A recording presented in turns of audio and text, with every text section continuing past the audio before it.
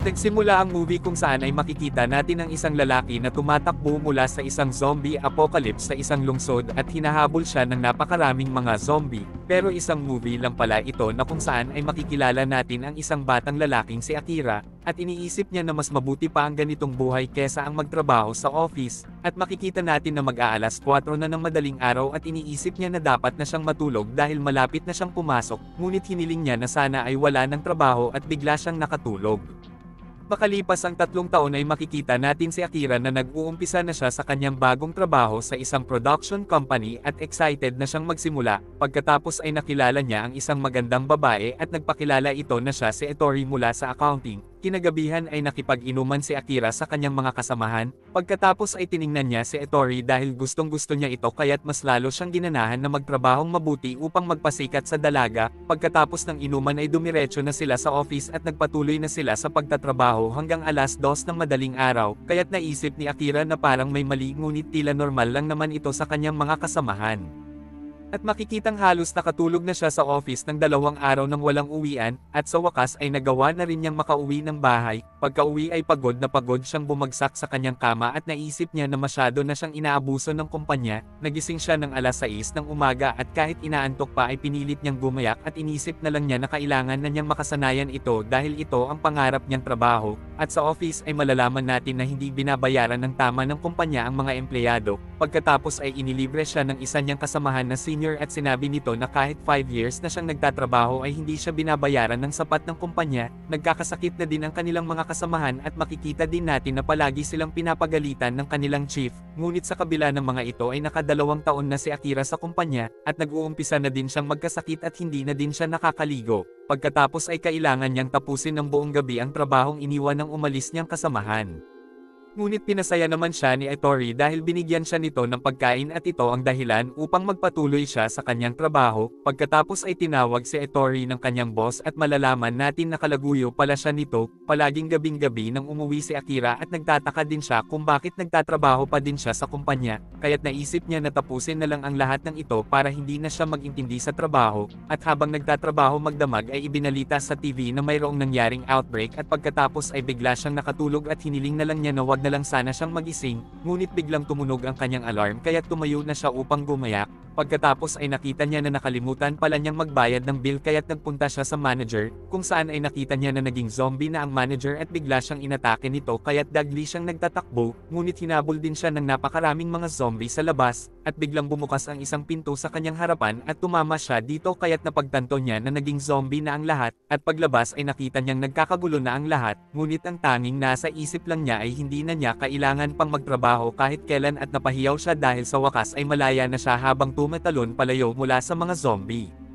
Patuloy siyang tumatakbo habang iniisip niya na kung gaano kadilim ang kanyang mundo at ngayon sa wakas ay nakita na niya kung gaano kaganda ang kulay nito, at pagkatapos ay ipinagdiwang niya ang kanyang day off at nag-relax. Naisip din niya na gawin na ngayon ang mga bagay na gusto niyang gawin, at bigla niyang naisip ang tungkol kay Ettore at kung nakaligtas ba ito sa mga zombie, kaya't nagdesisyon siya ngayon na magtatapat na siya ng kanyang nararamdaman para kay Ettore upang wala na siyang pagsisihan pa sa huli, at sumakay na siya sa kanyang bike upang makapunta sa apartment nito, ngunit pinanghihinaan naman siya ng loob dahil baka matakot lang sa kanya ang magandang babae. Pagkatapos ay nakita niya sa loob ang sapatos ng isang lalaki kung saan ay nakita niya ang kanyang boss sa kanyang harapan at bigla itong naging isang zombie. Sinabi niya dito kung ano ang pinaggagawa nito sa kumpanya kaya't ngayon ay magre-resign na siya habang galit na itinulak niya ito sa bintana.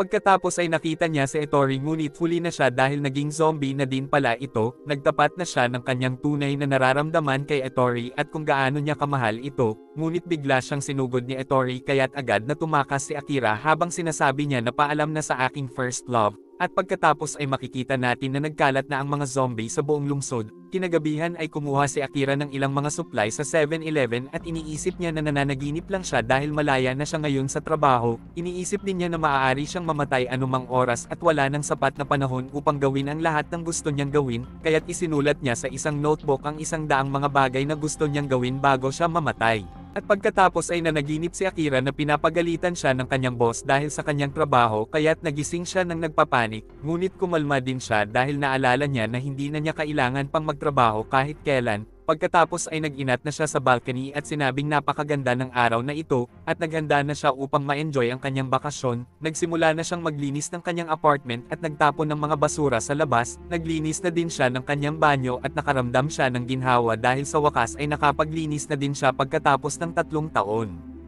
Pinuksan niya ang isang beer at sa wakas ay nagawa na niyang makapag-enjoy at hindi siya makapaniwala kung gaano kasarap sa pakiramdam ng walang trabaho at mayroong beer lang na iniinom sa umaga, at iniisip niya na ganito ang pakiramdam kapag nasa langit ka. Pagkatapos ay makikita natin ang isang balita tungkol sa mga kaguluhang nangyayari sa buong lungsod, at makikita din natin ang mga reporter na nakikipaglaban at malalaman natin na down na ang internet at ang lahat ng mga telecommunication at wala na ding sinasabi ang gobyerno.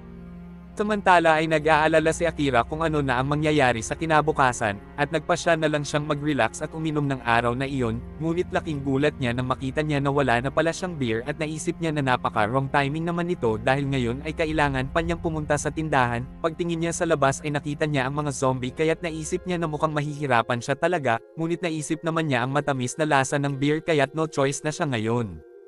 Samantala ay makikilala natin ngayon ang dalawang mag-asawa na nakulong sa kanilang apartment, at nalaman nila na wala nang darating pa upang iligtas sila at iniisip nila kung ano ang gagawin nila ngayon. Pagkatapos ay bigla nilang nakita si Akira na bumababa sa alulod. Sobrang takot ng lalaki sa kanya kaya't agad na lumabas ang asawa nito. Nagpaliwanag si Akira na hindi siya makababa sa hagdan dahil puno ito ng mga zombie.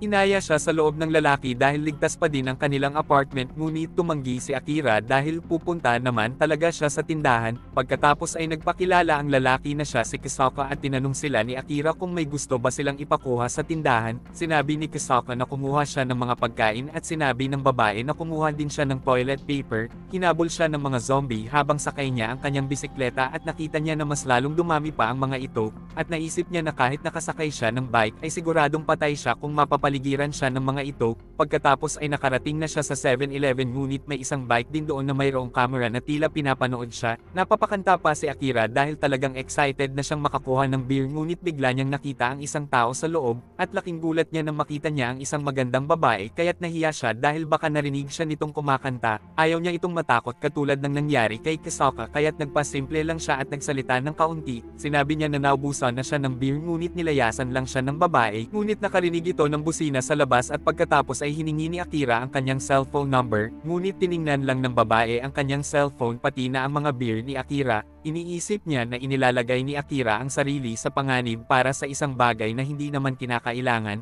Sinabi niya na hindi alam ni Akira na tumingin ng panganib kaya't ayaw niyang makasama ito dahil baka mapahamak lang siya. Pagkatapos ay biglang may pumasok na mga zombie kaya't nagmadali si Akira na iligtas siya, ngunit dagli siyang hinila ng babae at biglang bumangga ang isang truck sa loob. Napatulala si Akira sa babae ngunit agad ding tumayo na ito. Sinubukang magpasalamat ni Akira ngunit mabilis itong umalis habang sira naman ang kanyang bisikleta. Pagkatapos ay naisip niya ang sinabi nito kung paano aalamin ang isang panganib at kung makikita pa niya ang magandang babae. Ilang sandali ay nilapitan na siya ng isang zombie at iniisip niya kung papaano siya makakabalik kung wala na ang kanyang bisikleta.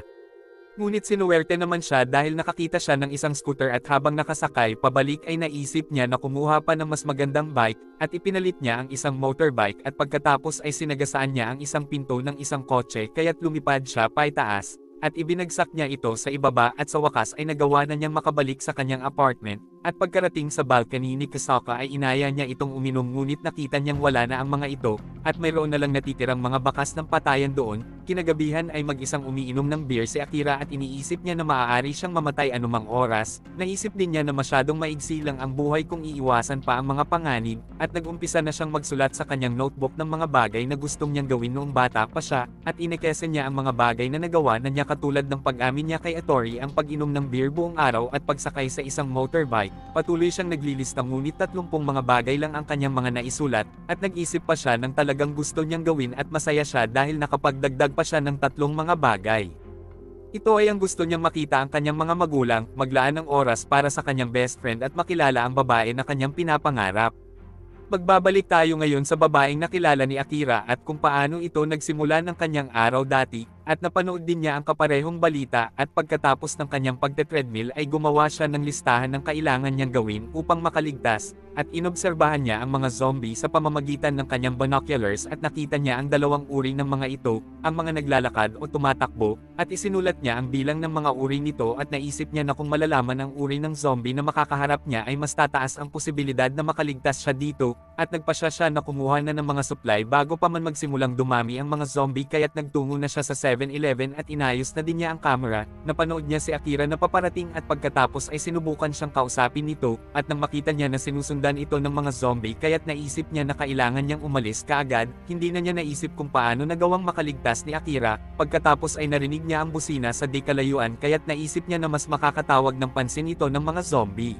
Nagplano siya kung paano siyang makakatakas ngunit napagtanto niya na nawalan na ng kontrol ang truck, at nang bumangga na ang truck ay naisip niya na ito na ang tamang pagkakataon upang makatakas. Nagawa na niyang makabalik sa kanyang apartment at masaya siya dahil nagawa niyang makakuha ng kanyang mga supply. Pinag-aralan niya ang mga zombie na nakaharap niya kanina ngunit nakita niya ulit si Akira sa camera, at nagtataka siya kung bakit napakasaya nito tungkol sa beer habang nasa state of emergency sila. At muli niyang naalala ang matamis na Sukore Mochi na hindi niya kinuha kanina at sana ay kinuha na lang niya ito, ngunit makikita din natin na may listahan din siya, ngunit ito ay listahan ng 100 mga bagay na gagawin upang hindi siya maging isang zombie. Samantala sa isang club sa Shinjuku ay makikita natin ang number 1 na host na si Sho habang pinapatahan niya ang isang batang babae. Sinabi niyang ligtas ito at magpahinga na ngunit ipinaalam sa kanya ang tungkol sa nangyayari sa labas. Sinabi niya sa batang babae na hintayin siyang bumalik kaya't natakot ito, kaya't nangako siya dito na talagang babalikan niya ito, at pagkatapos ay umalis na sila ng kanyang mga kasamahan at naghanda upang makipaglaban, at makikita nating nagsisilapitan na sa kanila ang mga zombie sa labas habang sinusubukan ng mga staff na depensahan ang kanilang lugar. Sinabi ni Sho na gawin nila ang lahat upang maprotektahan kung ano ang meron sila at makikita nating nakikipaglaban sila sa mga zombie. Samantala ay makikita natin si Akira na nakasakay sa kanyang motor at nakarating din siya sa Shinjuku, ngunit tila hinahanap niya ang kanyang kaibigan. Ilang oras ang nakalipas ay makikita natin si Akira sa kanyang apartment habang iniisip niya ang magpahaba ng kanyang balbas dahil wala na siyang trabaho. Gumamit siya ng pentel pen upang makapag-drawing ng balbas ngunit nakita niyang hindi ito bagay sa kanya. Pagkatapos ay ginuhitin niya ang pagpapahaba ng balbas sa kanyang listahan at nag-iisip siya kung ano pa ang kanyang pwedeng gawin ng araw na iyon. Pagkatapos ay nakita niya ang mga message sa kanyang CP kaya't nalaman niya na nagkaroon na ulit ng internet, at habang chini-check niya ang kanyang mga message ay naalala niya kung paano niya tinanggihan ang kanyang mga kaibigan nang ayain siya ng mga itong lumabas dahil busy siya palagi sa kanyang trabaho. Ini-scroll niya ang kanyang mga contact kaya't naalala niya ang kanyang kaibigan na si Kencho na nagsabi sa kanya na umalis na siya sa kanyang trabaho at sinubukan niyang tawagan ito. Samantala sa Love Hotel ay makikita natin si Kencho na nakulong sa isa sa mga kwarto dahil maraming zombie sa labas kaya't wala siyang choice kundi ang manatili sa loob ng kanyang kwarto. Wala siyang kahit anong makakain at iniisip niya na ito na ang kanyang katapusan. Pagkatapos ay bigla niyang naalala si Akira na palaging tumatawa sa kanyang mga joke. At pagkatapos ay tinawagan siya ni Akira at masaya ito dahil buhay siya. Sinabi ni Akira na halos 1 taon na silang hindi tumatambay kaya't inaya siya nito na uminom. Nagtataka si Kencho kung bakit masaya ang kaibigan ngunit tinanong lang siya nito kung nasaan siya. Sinabi ni Kencho na nasa Shinjuku ako at maraming mga zombie dito kaya't huwag mo na akong alalahanin, ngunit sinabi lang ni Akira na magkita tayo mamaya at dagling umalis na ito, at malalaman natin na mag-best friend pala ang dalawa noong nasa rugby club sila noong college at naalala niya noong huli silang nagkainuman. Ipinagyayabang ni Kencho ang tungkol sa kanyang real estate job at ang mga kliyente niya mga matataas na tao, at ipinagmamalaki niya ang kanyang bagong girlfriend habang nagpapaalipin lang si Akira sa kanyang trabaho. Sinabi ni Kencho na inaabuso na lang siya kaya't pinayuhan siya nito na mag-quit na lang at tinawag siya nitong tanga kung mananatili pa siya sa kanyang trabaho. Ngunit nagalit sa kanya si Akira at pinagsabihan siya nitong napakayabang mo naman at magmula noon ay hindi na sila nag-usap. Samantala ay makikita nating natira na lang nag-iisa si Sho at marami pa din mga zombie ang natitira kaya't naisip niya na ito na ang kanyang katapusan, at nang dadimbahin na siya ng zombie ay biglang may tumunog na busina ng kotse na nakatawag ng atensyon ng lahat ng mga zombie. At pati ang mga zombie sa hotel ay nagsimula na mag-alisan, at makikita natin na nag-ipon-ipon na ang mga zombie sa paligid ng isang kotse na mayroong nakatape na bola sa busina nito. At pagkatapos ay lumabas si Akira mula sa tubig sa di kalayuan at biglang sumabog ang kotse at pagkatapos ay nagtungo na si Akira sa hotel, tiningnan ni Kencho ang labas at nagtataka siya kung bakit nawala ang mga zombie at biglang lumabas si Akira, hindi siya makapaniwala na talagang nakarating si Akira at nagsimula itong humingi ng tawad sa kanya, sinabi ni Akira na tama siya tungkol sa sinabi ni Kencho sa kumpanya na dapat ay nag-quit na siya, at sinabing naiinggit ako sa'yo kaya't pakiusap patawarin mo na ako, at dahil sa kanyang pagsigaw ay sinugod sila ng mga zombie kaya't agad silang nagtatakbo sa rooftop, at nagawa nilang maharangan ang pinto ngunit alam ni Kencho na hindi nila makakayanang mapigilan ng matagal ang mga ito, kaya't nagsimula na siyang magpanik, sinabi ni Akira na kailangan nilang tumalon at makakaligtas sila kung magagawa nilang makapunta sa kabilang building. Sinabi ni Kencho na hindi nila magagawa ngunit sinabi ni Akira na hindi nila malalaman kung hindi nila susubukan, at bigla itong tumalon at nagawa nitong makarating sa kabilang building, at sinabi niya kay Kencho na tumalon na din ngunit iniisip ni Kencho na baliw na ang kaibigan, nang makita niya ang kanyang pagbabagsakan ay naisip niya na hindi niya makakaya, nagawa ng makalabas ng mga zombie sa pinto at sinabi ni Kencho kay Akira ang katotohanan, inamin niya na hindi din niya gusto ang kanyang trabaho at nagkukunwari lang siyang masaya habang nanlaloko ng mga tao, at hindi din siya masaya sa lahat ng kanyang achievements, at nagyayabang lang siya upang mabawasan ang kanyang mga hinanakit kaya't humingi siya ng tawad kay Akira dahil sa palagi niyang pagyayabang dito, sinabi din niya na ang gusto niya talagang trabaho ay ang makapag-entertain at maging isang komedyante. Sinabi sa kanya ni Akira na hindi pa huli ang lahat at pwede na siyang mag-quit sa kanyang trabaho at maging isang komedyante na ito ngayon, nakalabas na ang mga zombie sa pinto kaya tumalon na kaagad si Kencho sa building.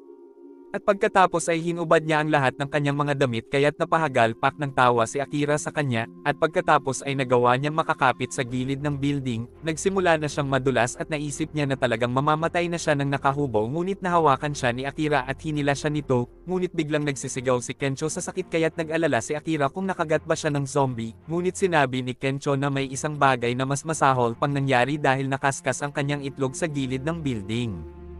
At dito na po nagtatapos ang episode 3 ng ating movie, mag-subscribe ka na po Lods para sa magagandang mga movie na katulad nito, at pakiclick mo na din ang notification bell at mag-like ka na din upang matulungan mo ang ating channel. Maraming salamat po sa iyong panunood at pagtulong, ingat po palagi Lods, God bless.